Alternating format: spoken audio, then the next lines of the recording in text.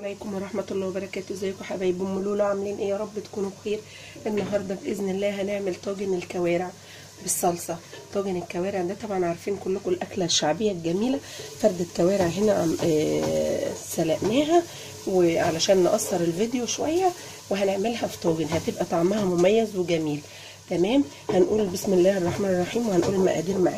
معانا فردة كوارع، طبعا انتوا عارفين غسلينها كويس جدا في القناه، ومخلينها زي الفل ومنضفينها وغسلناها بالدقيق ونقعناها في الخل وخليناها زي الفل، وبعد كده سلقناها وحطينا في يعني شوحناها كده ببصلايه وطماطمايه ومعلقه زيت وشوحناها، وبعد كده سقيناها بقت الشوربه كده وسبناها لغايه ما تستوي نص سوا.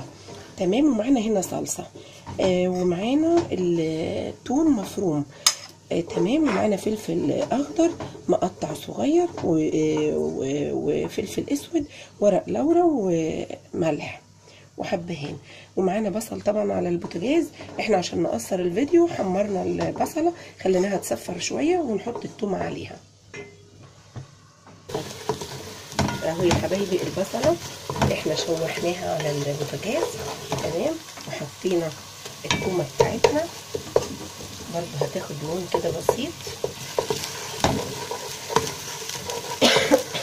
طبعا الكوارع ده بيبقى طعمه تحفه تحفه ومنتهى الجمال. وطبعا الشوربه بتاعتنا هنعمل منها فتة كوارع بتبقى جميله جدا وطعمها مميز جدا جدا جدا.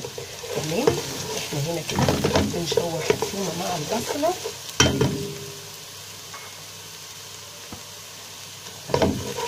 ونحط هنا معانا الفلفل الاخضر وورق اللورا والحبهان ونقلب.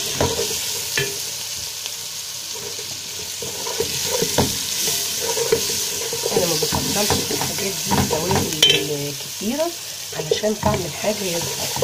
انا عموما بحب الحاجه يبان طعمها وتميزي طعمها. تمام. الفلفل الاخضر هنا بيديك ريحه جميله جدا جدا جدا.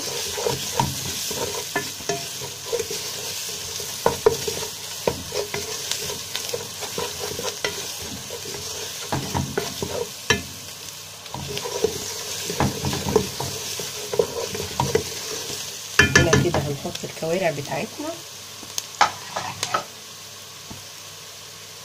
في البصله بتاعتنا.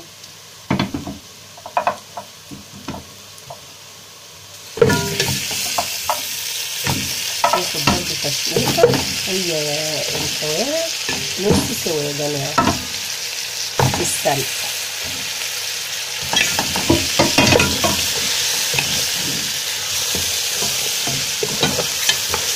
هنقلبها تقليبه حلوه كده وبعد كده هنكشف الصلصه بتاعتها.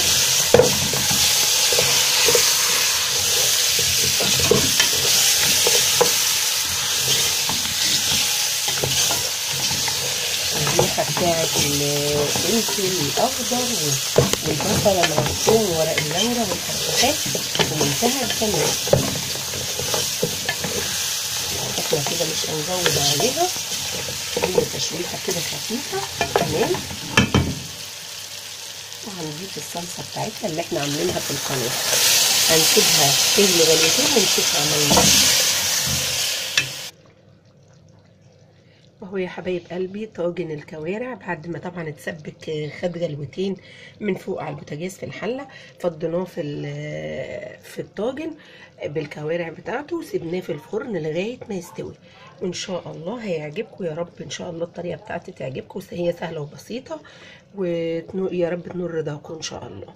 والسلام عليكم ورحمه الله وبركاته.